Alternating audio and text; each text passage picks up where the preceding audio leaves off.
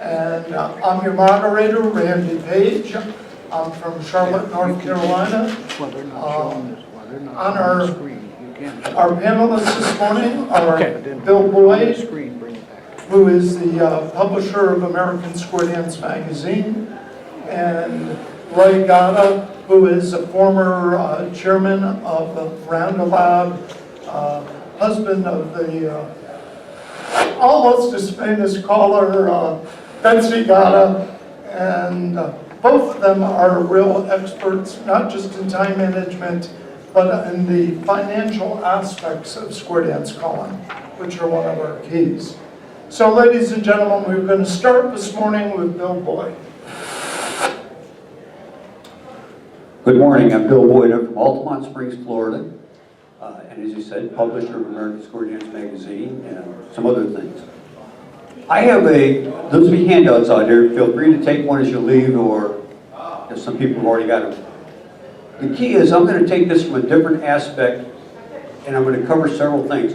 I'm going to start with what I call the one-night party syndrome and what you should do, because it has a tremendous financial implication. Even before you get to the financial implication, how many people here call one-night parties or anything? All right. I like them because they're very, very profitable. I make a lot more money from them than I do any other type of square dancing. Before the end of the month, I've got two more at $350 a night. So, but how do you get that business, and then how do you report it? And I always say the first thing you have to do about getting the business, usually it starts with a phone call when someone calls you or walks up to you and says, I'm interested in a one-night party, I'm interested in a hoedown, I'm interested in something else.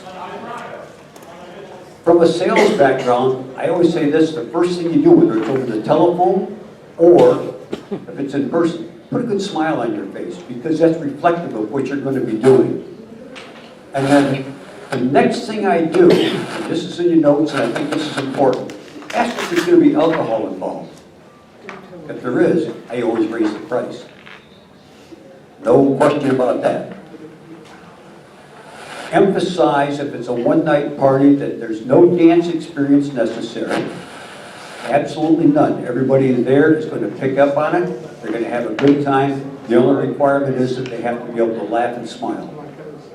Once I get through that, the other thing I do is I say, I am ASCAP BMI certified. I'm covered for that. I have no problem.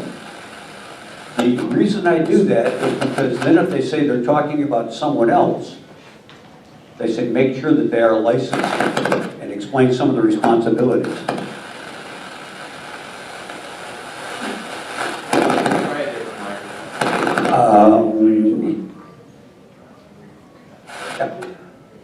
That microphone doesn't like me over there. I think that one has a problem. We know how to solve that problem. Take the battery out. Okay.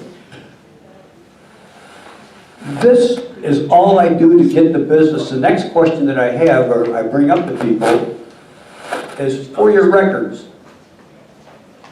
Now, for your records means sometime you might get audited. Sometime, not. Chances are slim, but you want to be prepared. You want this in conjunction with your other square dance records. And it's very important. So one thing I tell people is keep a logbook to track their mileage, your tolls, and everything else. Doesn't have to be an official government logbook or anything else like that. What it has to be is a record of your expenses, your mileage. Keep your oil change receipts, and if you keep tires, because a lot of times, some of us travel a good distance to do this. So if you're going to do 100 miles, maybe once a month, maybe more often, in conjunction with any type of square dance activity, if you have a logbook, and the man looks at you and says, how did you drive 50,000 miles last year based on what you did? Well, here's my receipts for all the oil changes I had to do in between, and here's my receipt for the tires I had to buy, and the mileage on that. That completely eliminates any problem or anything else that goes on there. That logbook is important. on keeping track of your expenses, don't forget to include the music that you buy. A lot of these things that you buy are only $7, but if you buy 2 a month, 14 bucks, that starts to add up to a lot of money at the end of the year. Keep a record of it. It's important. It helps save you money. Any equipment purchase, of course, most people realize that, but equipment purchases, music purchases are all part of your expenses. Back to the business end of it. When you get to the party, thank your host for the invitation. That's the first thing you do, is make sure that you know that they know that you're a welcome person to be there. You're going there to have fun, they're there to have fun, and you really appreciate them hiring you. Once that's done, don't try to sell your club at that time. Don't say, well, I have a square dance club here, there. Leave some business cards out, and if anybody has questions, they can call you. 2 parts to that. They might ask about a club close by that they can learn to square dance at, because you're certainly not going to do a whole square dance. Maybe do 16 to 20 calls. Just keep them moving, keep wind in their face, and let them have fun. But if they have the business card, they also might have someone call you back and say, hey, we had a ball at such and such a place, could you do that for us? It works. I've made money doing that. Something that people rarely do that I always emphasize, write down a thank you letter and send it back after the thing is completed. People get a thank you note saying, thank you for allowing me to call at such and such. And then what you do is you have that, and you say, oh, I never get that anymore from anyone. People don't write. They put it on an email. Don't send it in writing. Included in this little handout, you find something that I think is important, and that is a contract. That's one of the things that they said we talked about in the seminar, is the contract. This is one that you can get online, or you can make copies of this one. That's what it's there for. It's a club cure and caller contract. You can fill it out. It's self-explanatory when you go down. It is helpful to get them to sign it and send you a copy back. Therefore, if for some reason the event gets canceled, or as it happened to my wife and I one time, we sat there, it was the second time we'd done the group forum, and they had 2 events going on at the same time. We only had 6 people show up for that part of it, and they couldn't understand why nobody else was there. They said, well, we had this big dinner going on at the same time. With a signed contract, I still got paid. Didn't do any work, but I got paid. The next important thing, and this is a 2019 copy, you can go to an H&R Block, you can go to a government office and get it. It's a 1099 form. If you're calling and you're getting paid by check, you're probably going to want to fill out a 1099 form. Because what's going to happen is they will send that form in as income for you. It goes against your tax records. You pick it up and say, well, last year I made $3,000, $4,000, $5,000 at one-night parties. I think we did $7,200 last year. That has to be filled out because you're going to get an item from the government saying you earned this money. There were no taxes taken out. Then depending on your tax bracket, you know what you have to do. That, to me, is the business of square dancing. Tracking your mileage, tracking your expenses, and making sure a 1099 form gets filled out. And I will entertain questions at this time.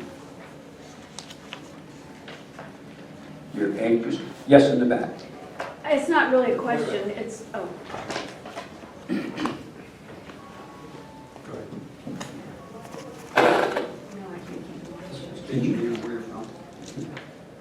Susan Snyder from Jacksonville, Florida. My husband is a square dance caller, and he opened a website, squaredancejacksonville.com. So anytime somebody goes in to look for a square dance caller, they Google Square Dance Jacksonville, and it all immediately goes to him, which I thought was a pretty good idea. He gets calls, oh, I don't know how many times a month. He could do 2 or 3 a month, except he still works and we go out of town a lot, so he can't really take all of the ones that he gets. But I thought that was a really clever idea. If nobody has that kind of a website, to get something where if somebody Googles it, they're going to come directly to you. Excellent idea. And I also have a website, so I'm not concerned with that. No further questions. Randy?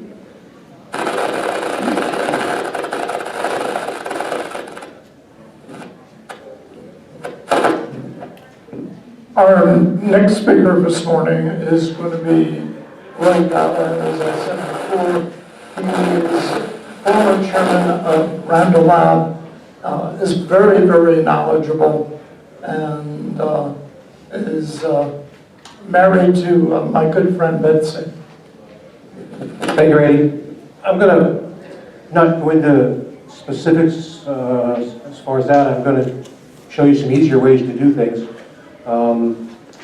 For instance, on the 1099s, first of all, probably you don't usually need to do that. If someone is paying you usually more than $1,000 over the course of time, they will file a 1099, and then you will get a copy of that from them. So, but you don't submit that with your taxes. You just make sure you claim that money because the government knows about it. But just completely aside from what I prepared for my presentation, I've been audited twice. Okay, once specifically for the square dance business, and once because I was creative with some pension deductions. So, and we can talk about the audit procedure a little bit later. But bottom line is, record keeping has gotten so much easier.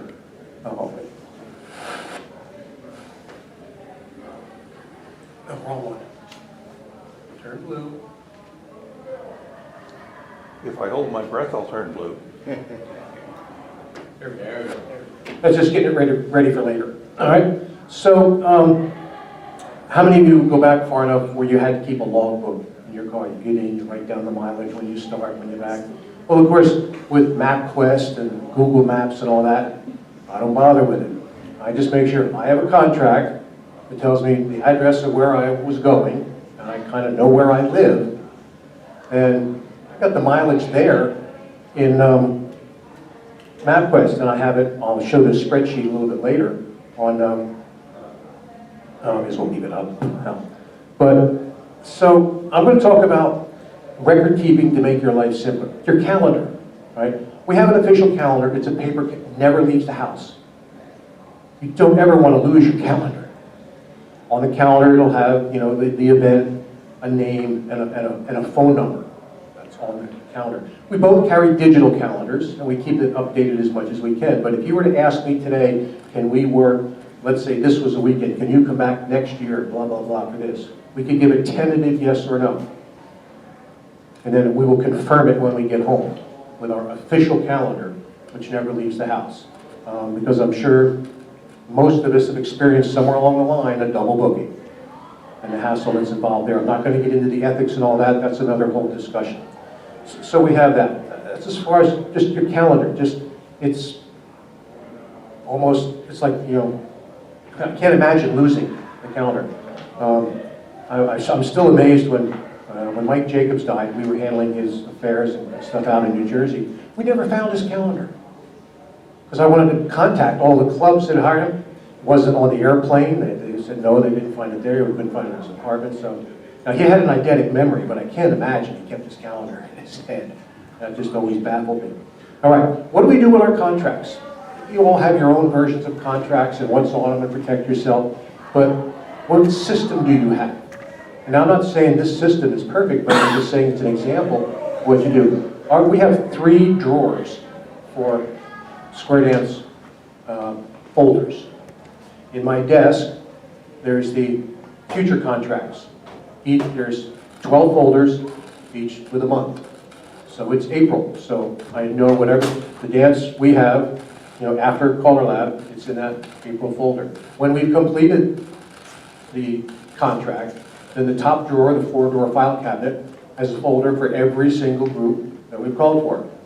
And that goes in that folder. And in that folder are directions, the time it takes to get there, restaurants in the area, okay? And it also has the travel time, the time it takes to get there. All the things that I need to know in advance, okay? And if the travel time is supposed to be 2 hours, but like 2 Fridays ago, getting past Danbury, Connecticut, it took 3.5 hours. Okay, these are things that are noted in that drawer. And then we have the second drawer of the file cabinet is other Square Dance business. There's a CALLERLAB folder, a Around the Lab folder, there's taxes, sales tax, advertising, possible hall rentals. That's how we handle our contracts. Now, is that the ideal system? Who knows? But it's a way to have it, and those contracts are going to become important if you keep records the way we do, which is digitally. So I don't have like the logbook Bill has and all that, but if I can have prove that, okay, we had these contracts and this is where we went and this is what we did, and then I can justify all the stuff here on the spreadsheet. So can you guys see the spreadsheet up top? Yes. This is a simple Excel spreadsheet, and by the way, if anybody's interested, I have blanks that I can give you. This was from like 2015. But you can see I've got the categories here. I've got the date, the event, income, mileage, tolls, rent.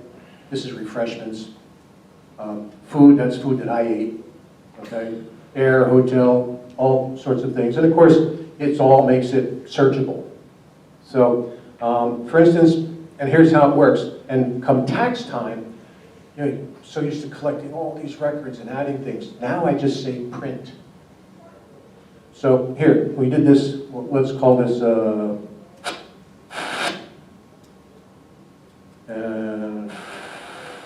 we did that now. It's a weekend, so we made, let's say, $900. Nice weekend. And it was in Rochester, New York, so our round trip was 500 miles. Now notice when I do this, okay? This is November, so these are my November totals. As soon as I hit enter, this total will change, and my year-end total will change. Bingo, it's done. I don't have to worry about it. Tolls, do I keep toll receipts? Rarely. I love Easy Pass. Most of our driving is up and down the East Coast. I don't have to save tolls because it's all there in the Easy Pass records. I mean, I get a report every month. I don't even have to download that. I can go back years in Easy Pass records and find my toll receipts. It's there, so I don't have to save them. Now, we did some stuff in Florida. They've got this SunPass thing, which is, I had to save those receipts. Or I could actually not pay, and then they'll mail me the bill, and then I've got a receipt that way. So but by doing this, and when you show this to a tax auditor, they're going, oh, this guy's not trying to hide anything. He's not trying to cheat you. And we declare every single dollar we get cash, check, because you never know, the guy that's paying you might be an IRS agent. Or there's everything that you do is out there. It was on the internet. It was advertised. Well, I don't see this in your, and one of our callers was not for tax reasons, but for something else, was nailed because a particular agent of a particular agency was questioning what they were doing. They said, no, I was just playing golf. And it's really, well, then how come your name is on this flyer that we found, or this advertisement on the internet? Busted. Okay, with some serious penalties. So if you're going to try and hide it, just don't. Just don't. So now I've got here, I fill in my tolls. It's about what it cost there. Okay. I didn't have any hall rent. I didn't provide any refreshments. Food. All right. I'm going to put in, what do I have for food here? $202. Okay. Where did I get that? Okay. Did I eat that much food? Well, actually, did Betsy and I eat that much food? No, but the government allows me to eat that much food because I don't save my food receipts. I go to this nice government website, and I can type in, let's see, where did I say we were going? Rochester, New York? New York? City.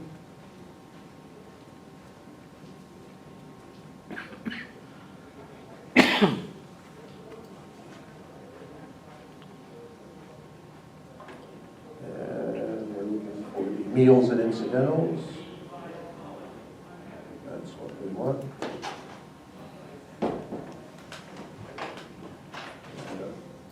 For Rochester. There we go. This tells me that I can claim for meals and incidental expenses $61 a day per person, except for the first and last day. Because if you are traveling on those days, I can only claim $45.75 for the first and last day. So I was traveling for 3 days, so I have $91 plus the 61 for each of us. And I don't have to save all my food receipts. They're there. So that's, and if you just, go to government per diem rates, Google it, whatever, it'll be there. So I don't have to keep those receipts. Did I fly? No, I drove. Did I stay at a hotel? Yes. Oh, actually, the hotel was the 202. I'll put my food in there.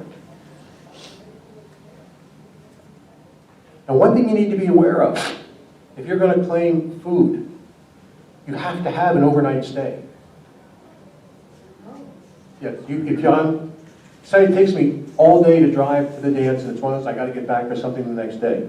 I ate all my meals on the road, but I did not have an overnight stay, I cannot claim them. So be aware of that. If you have that food column filled in, you better have a hotel expense. Or, some sort of proof that you stayed at, say, the dancer's house. In other words, you did not stay in your own home. So that's important. A little thing that I found out during one of my audits, where I was creative with my food allowance. So car rental, that would go under, you can go under your auto expenses on your Schedule C. Parking, right? Fees, miscellaneous is usually things like an airport shuttle and such and so forth, or who knows. Actually, in my last 2018, I had no miscellaneous fees. So, and then come the end of the year, all this stuff is totaled up, and you have most of you fill out a Schedule C, those of you that are US, okay? So you have your auto expenses, you've got your mileage, your tolls, parking, okay? Sometimes I'll put the car rental under auto expenses. Sometimes I'll put it under equipment or vehicle rentals. There's actually a space for that on the form. It's your choice. It's good in either one. But now, so this is how I keep my tax records. And it's simple, and I make sure that at least, I try to do it every night, but 2 or 3 times a week I'll go in and make sure that I've got all this. And I'll go like, let me just take something here. Let me take this. All right, I'm going to delete that. And I'm saying, okay, did I fill everything in? It's at the end of the year, so I'll go here to mileage. Oh, I hate this new Apple updated their search vehicle. Show blanks. And I'll go, son of a gun, I never put the mileage in for this event. So then I got to go back and find it. And I can do that for, if there's no tolls, I put in 0. Anything else where there's nothing, I don't bother filling it in. But this way I know that, okay, I didn't put in the tolls. Were there any tolls for that event? So those first 3 columns, there's even some I'll go back, oh man, how much money did we make on that one? I'll go, Betsy, do you remember how much money you made on that one? Because it was a cash deal. And She goes, it was about so-and-so. So you make up a number and you put it in there. But if you're going to make it up and you're not sure, err on the high side. Well, it was either $50 or $75. Put in the 75. That way the IRS can't get you. You're going to lose a couple of cents here and there, in what you're going to have to pay in taxes. But once again, that works. The other thing that, let me get this back to where it was. Okay. With these spreadsheets, you get a call from a club, and they go, well, what's your fee? And you're going, oh, crap, what did I charge them last year? Okay, I go, hold on a minute. Okay, that was Perky Promenaders. So, where's Perky?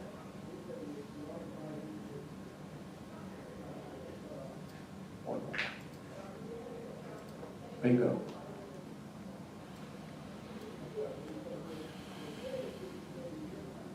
Okay. Obviously, they've been paying us $125. So, and I might say, they've been paying us that for the last 12 years. Maybe it's time I upped it to $127. Because I know that if I get 2 squares there, it's a good night. Right, Mark? Yeah. It's free, isn't it? Free's good? Okay. So you have that. Another nice thing about having a spreadsheet, and I know a lot of you can develop your own, and that's fine, but you may not have yet, is I look here, and I'm going to take a look. You have weekly things. In other words, Mondays, Tuesdays, and Thursdays, we have things that we do every week. There are classes. So when I go, and let's take a look at here. Okay. Here's a typical Monday, Tuesday, Thursday. All right? And that doesn't change. The mileage, sometimes the income changes, the hall rent, the refreshments. And I go, copy. So now I'm down here. I'm just going to go, come on. And now I've done all the records for those 4 dances. The only thing I say is, okay, well, let me see. I had 5 people sick, and whatever that night, so this was really only $60. Okay? Some of the others are standard. So with the cut and paste, sometimes if you add something, well, it's been the same for the last 3 years. Boom, you plug it in and it's there. So this is how we do things. And come tax time, if I have this spreadsheet and I have the contracts, and then I have a box for cash receipts, and we try and make all of our Square Dance purchases on 1 of 2 credit cards. Ones that I know I get a itemized, categorized end-of-year statement. And then I do my own taxes. It takes me about 6 hours total because I'm kind of meticulous, but I go through the credit card, okay, Square Dance, Square Dance, Square Dance, Square Dance, and I have that for the IRS. And then I go through the checkbook. Okay, we have 2 checkbooks, and any Square Dance expenses come out of one of those checkbooks. But I'm going, okay, Square Dance, Square Dance, Square Dance. Alcohol, no, Square Dance, Square Dance. One other thing about this expense, hotel. You leave the hotel, you got a nice bill, boom, you plug it in there. No, be careful. You can only deduct, because you're claiming food somewhere else, you can only deduct the room. So you have to very specifically go in, and I keep that receipt from the hotel, and I show the tax person, okay, yeah, I had this hotel expense, which was $934, but I only claimed $817 because the other was from the hotel restaurant. These are little things you have to be careful with, and know the laws. And I've discovered, and then we've still got lots of time, but I guess we're going to let Randy speak. But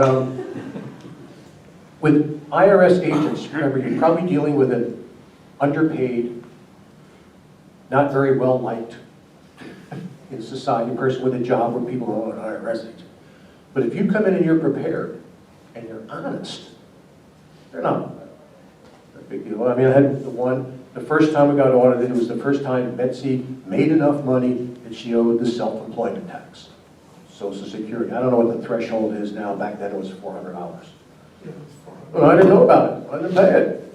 And they said we owed $168, which was more than a week's pay back then. And so the IRS agent says, well, you did this. Did you claim that? No. Did you claim that? No. Got it down to about $90. That was nice. The other time when I was, once again, thought I might be legal with some pension deductions, wasn't.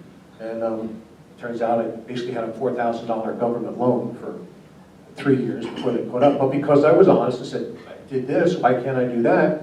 Yeah, I owed them the money with interest, but there were no penalties. So I have found IRS people to be reasonable people as long as you don't disrespect them and don't try and cheat, which is why I emphasize all that. Any questions for me? Yes?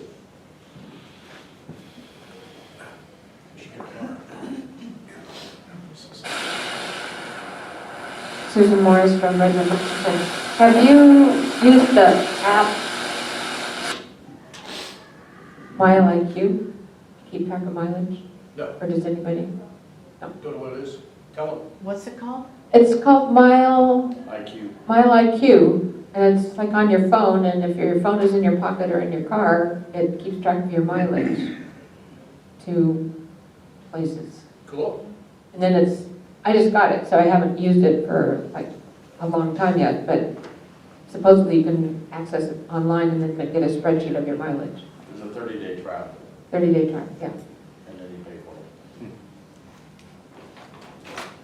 it. By the way, I have contact with Carol Ann McMurray, who was originally supposed to be part of the panelists for this. And Carol Ann is an enrolled agent, which means that she's allowed to practice in front of the IRS. She can go to an audit for you. And my advice to you is if you know someone like that, that you use them to prepare your taxes. Because if you have a situation where you get audited, they go for you and they know how to handle the IRS people. And they can always say, well, I'll have to go back and ask my client about that, rather than give the IRS a reply. And the worst thing you can do is lie to the IRS, because you're guaranteeing yourself a bucket full of problems. I'm going to move on to time management. And if you didn't get one of these, make sure you grab one later.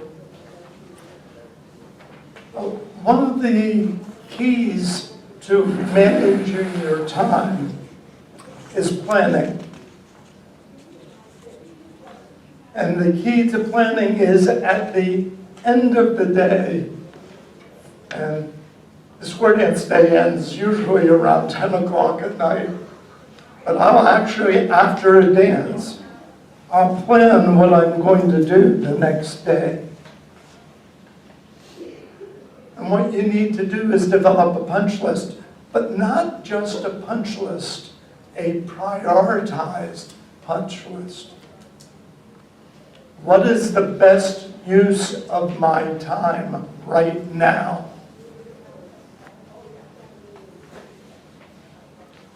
You always have to plan some time for being interrupted and emergencies. You have to plan time for your dances, you have to plan time for promotion, you have to plan time for emergencies, fires, and you have to plan time for customer service.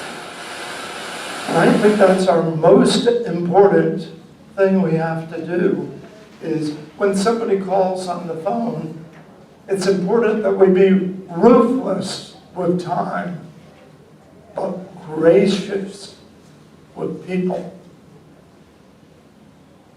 Ruthless with time, but gracious with people. So how do I prioritize? Well, I develop a punch list, and I have 3 categories. I have my A's. And these are the most important things. These are the best use of my time right now. I have Bs. They're important tasks. They're usually routine tasks, but they're not absolutely the priority. And then you have Cs. And Cs are items that are less important. And one of the things you have to learn to do is, when I was working at a regular job, I had something that I called my C drawer. And in my C drawer would be memos and requests and things like that that weren't very important, or at least to me at that moment, didn't seem to be important. And so you set those aside. And about 75% of the time, they never come up and you never have to do anything with them. And then you get the 25% where you have to go back through and pull the item back out and do it. So let's talk about routines. What's a routine? Well, I always have my Monday night lessons, my Tuesday night lessons, my Thursday night A2, and my Sunday night A2. I have those every single week. And then I may have regular dances once every 2 weeks or once a month. I also have time I specifically set out every day for phone calls. I'm going to make sure I return all my calls for bookings. I'm going to return the emails for bookings. I think I book now more through email than I do any other way. In the old days, it used to be everything came in the mail. Now virtually nothing comes in the mail. What's another key to time management? Another key is overcoming procrastination. Do any of us procrastinate? Yeah, lots of us procrastinate. And the best solution I have ever found to procrastination is called the Swiss cheese method. And that's where you take something that you procrastinate because you know it's going to take you a long amount of time. So you divide it up and say, I'm going to spend a half hour on this every day. I'm not going to sit down and spend 4 hours. I'll spend a half hour every day. And so I'm boring a hole in it, kind of like Swiss cheese. And all of a sudden, it disappears. And it's finished. So I've always found that that's key. The other thing is, a lot of times the way to avoid procrastination is just to do it right now. Not put it aside, just do it and get out of the way. And I see Mark back there going, no, no. So let's say you're serving on a CALLERLAB committee and you have a large job for it, or you're chairman of the lab and you have a large job for it. Well, another way to think of it is to think of a cheese wheel and you cut it into several pieces. And on Monday, you're going to do the part of it, how do you develop a round dance program or a square dance program. On Tuesday, you're going to take another piece of it and how do I make my dance exciting? How do I make my programs exciting? I actually developed myself a 5-year plan and decided that I can remember I decided back in the 80s I'm going to learn how to resolve the home. I spent 5 years and I always had a plan for the next week or two of what part I was going to work on until I finally had it completely under control. So the key to time management, more than anything, is planning. Key number 2 is prioritizing. What are A's? What are B's? And what are C's? Budgeting your time for larger product to overcome procrastination. So bottom line it is, what is the best use of my time right now? And remembering to do it now. Any questions for me on time management?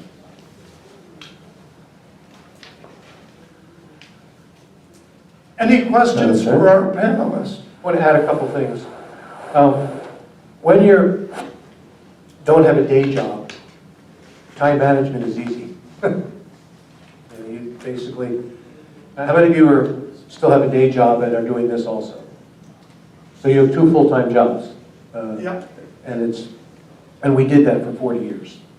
And one thing with the time management that we discovered finally, and maybe 30 years into it, is the one thing we were not allowing time for, and that was us. And then we started scheduling it. And we started looking at a calendar, and something came up, and we realized, no, we're calling the 8 consecutive days before that. And so we're not going to do that event. We can do without it, and that's hard to do. It's hard to do, but we were becoming almost like not nice people at times because we were working and sleeping with occasionally eating and occasionally drinking. But because we had not managed that, we learned how to make all kinds of meals that we can eat in the car. We had special bibs that stayed in the car so that it was always there. And these are the type of things that you need to schedule for yourself. Now, even in retirement, we realized now and then we got so involved with the square and round dance business. I mean, last year was the first time in 25 years we were not on the board of directors of either of those organizations. It was wonderful, right? But we decided, and we picked the month of September, and we don't work. Unless it's something really special, we do not take bookings. And we go away. And we don't just sit around the house where we can get phone calls. We go away. And as far as managing your time, this is the one thing we tend to overlook. And I know it's hard, especially when suddenly you're popular. And that's what happened. Suddenly, after 35 years, Betsy was an instant success. And so we took everything that came down the pike, and it almost, wrecked her career. She actually, she doesn't mind I say this, was actually fired from one club where she was teaching because they said, "You are a fantastic teacher. Our students are the best dancers out there, but they said your classes aren't any fun." And so we both still had day jobs at the time, and she was carrying that with her. So then we looked at the fact that, okay, we're working from the time we wake up till the time we go to bed. And something you need to be careful of. One other little minor point on contracts I thought of, and I wrote it down, but I didn't want to interrupt. Something we didn't used to have to think of, right? But a lot of times on a contract, you have a contact name, and you have phone numbers and all that, and suddenly you're stuck in traffic, and you call that phone number, but it's their home phone number. And they're already on their way to the dance. Make sure when you get a contract that you have a cell phone number for the night of the dance. A number you can call somebody at the venue. Otherwise, you're just going to call to telephone an empty house. And these are just little things on the business side that you might not think of. So that's all I have. Any questions on the taxes or Schedule Cs or what happens at an IRS audit? But it's simply, actually, and you're always learning too. We just, last month, realized that we didn't have a place, one place in the house where after a dance, we would put the expired contract. I'm usually, Betsy, where'd you do with the Perky's contract? Or what did you do with the AC-Doocies? I need to get that information. I think it's still in the car. Wait a minute, no, that one's in my purse. Or I thought I gave it to you. So now we have a box in the dining room. Come home, everything from that night just goes in the box. And then it's my job to clean the box out, but that's another.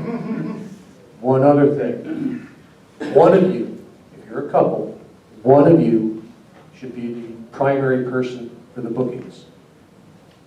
Because otherwise, let's say, I'm here and Betsy's over there, like, after CALLERLAB, she's going to be in Michigan, I forget where I'm going to be. And she takes the job, meanwhile I've taken something else.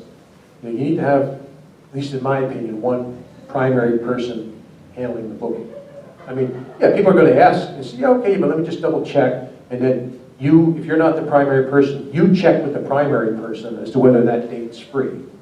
Or even whether you should take the job sometimes. Because, a couple weekends ago, we realized, man, that was stupid. We had Friday night, which was supposed to be 2 hours north of us. Turned out to be 3.5. I mean, it was only 2 hours coming back. The next night, we were 2 hours south of us. And then the following Monday, Betsy had a 3-hour drive by herself. So there wasn't a whole lot of sleep going on. So we looked at each other and said, we're not doing that next year. If these clubs want us back, let's see if we can get a different date. Because that just, and if you have kind of one person looking at it, they might see that as, well, yeah, I took that one. Oh, yeah, I took that one. Okay, yeah, both nights were free. And we look at it and went, oh, no. I took one back in 1987. It was a 518 area code. All right, Long Island. It was the day of our state convention. All right, we'll go to the state convention during the day, and then we'll go to this Long Island dance at night. And then it got to be a month or two before, and I looked at the contract. Hey, let me just double check this. Oh, no, Plattsburgh is not on Long Island. Plattsburgh is an hour south of Montreal. 516 was Long Island. 518 was a 6-hour drive. So we didn't go to the state convention that day. So, yes.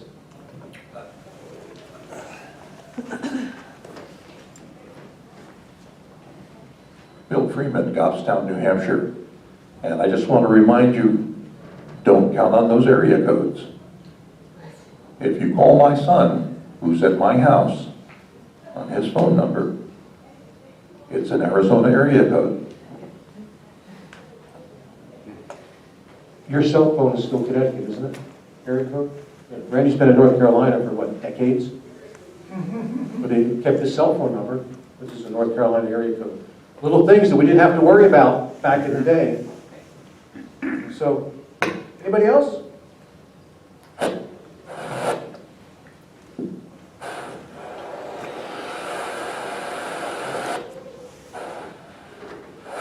Bob Riggs, Centennial, Colorado. One of the things that I've done, and I did it 20 years ago, is I created a business. It's called Square Dance, etc.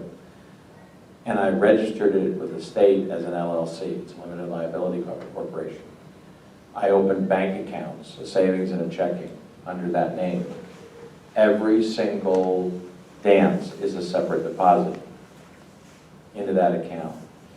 Every charge that is business related is on a debit card or credit card associated with that account. I can look at that account at any time and know exactly what my income was and what my business related expenses were. So when you're talking about records, there's another way. Now I also maintain a Quicken-based record system, which is in a way similar to what the spreadsheet is. Neither one of them is right or wrong, they're just similar. Time management from the point of view of your calendars and your schedules. I use a series of Google calendars. I actually have 12 Google calendars. And the reason why I have 12 is I have a personal one, and then I have one for each one of my groups that I do, because I actually have all those calendars show up on my website. So if you look at my website, you'll find that on one page that is for Bebops, which is my A2 club, their own calendar shows up there, just their events. But if you look at my main calendar, my main schedule, you get everything I'm doing. I know if you ask me what it is that I'm doing on a Saturday night in 2021, I can tell you. And I print that out periodically into a stay-at-home version of it so that in case Google decides to reset something, that I don't lose it. So that there's some interesting things there about what you're doing, how you're keeping track of it, and how you're making sure you don't lose it. I do it I think, very different than many. I also treat this very definitely as a business. I have yet to be audited. Can be arranged. But if they audited me, I can print out easily the last 10 years of my income and my expenses in a matter of an hour. I can do that. Everything's there. All my mileage, I don't use Mile IQ. I tried it for a little while and I went, I don't want to deal with this. I have too many other variables in it. So I ended up moving back to my little flip notebook that we keep in the car, and we record everything from our medical miles, our charity miles, and our square dance miles all within that book. We do all of our auto expenses by miles rather than by actual expenses. Bill was referring to actual expenses. Those are the two options you have for that kind of record keeping. If you're doing a lot of driving and your car is predominantly for square dancing, then your actual expenses makes a lot of sense. If you've got multiple cars in the mix and you've got variable miles, recorded miles, start odometer reading, end odometer reading, and what you were going to and the date are absolutely critical. And you can have anybody look at that anytime. And I keep those books year after year after year. They go in with the tax records. And so you have all that. So there's a whole bunch of little things there. These guys did a great job. I want to thank them for that. And there's effectively 3 different perspectives on records and time.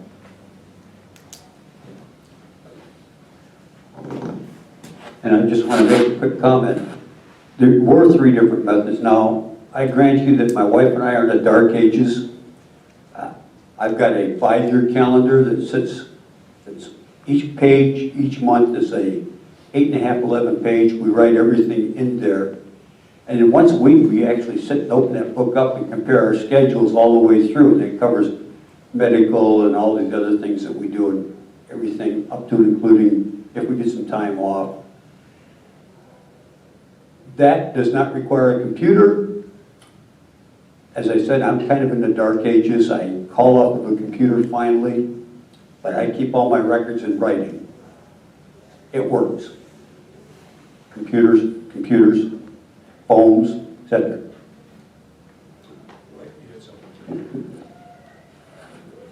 I had one other comment, and it goes back to something that Roy was talking about on the spreadsheet, and that was pricing for a particular dance.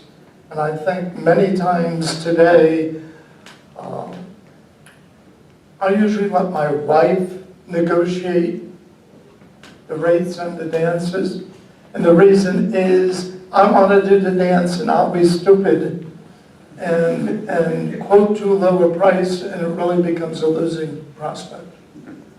The other trick is one that I learned from Bob Blanche many, many years ago. And that is when I get a call for a one-night stand and they say, how much do you charge? My response is, what do you have budgeted? And the reason for that is, many times you'll lose a booking because you quote too low a price, because they are thinking of DJs and other things, and they have $400 or $500 or even $1,000 in their budget to pay you. And you say, oh, I'll take $150.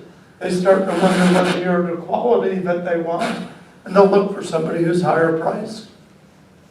So the key is asking them what they have budgeted. If they're too low, you can turn around and say, I'm sorry, this is what my price is. And usually what I'll do is, if they can't afford that amount, I'll offer them a newer caller who needs the experience who's willing to work for less. Do we have any other questions? Let's thank our panelists. I got one more comment, I'm sorry. One thing that you can deduct that I've had challenged and I was able to justify it. How many of you go away to a weekend just to dance? You can deduct that, your expenses. It's research and publicity. You're an entertainer, you're in an entertainment field. You have to be visible. If you're not visible, you're not hired.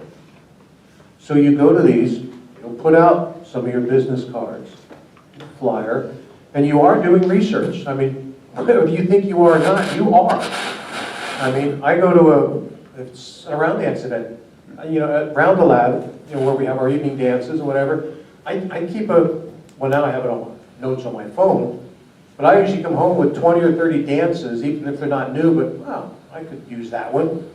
So what if it came out in 2001? I'm not using it, so it'll be new to my dances.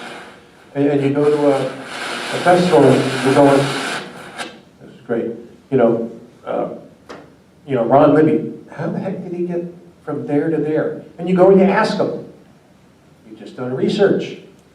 So you don't go crazy and you're declaring 12 different dance things, but none of us have time to do that if we're working. But so, and Betsy and I had 1 or 2 weekends that we set aside just to go and dance. You can deduct it.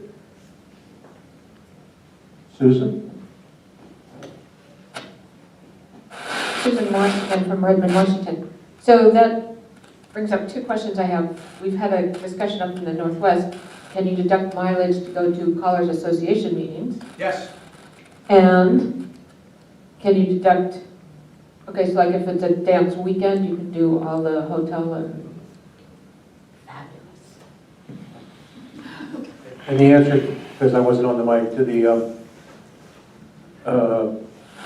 go to a caller's meeting or whatever. Yeah, of course, that's a professional expense. It's a professional meeting that you're going to. Okay, I'm getting a sign there, we're running out of time and we I need believe we to are, yeah. conclude this. 11:45. Oh, okay. You sure? Yes. Any other questions? I would like to personally thank Mr. Bill Boyd, Mr. Roy Gata, and I'm Randy Biggs, your moderator. We can certainly stay and chat for a while longer.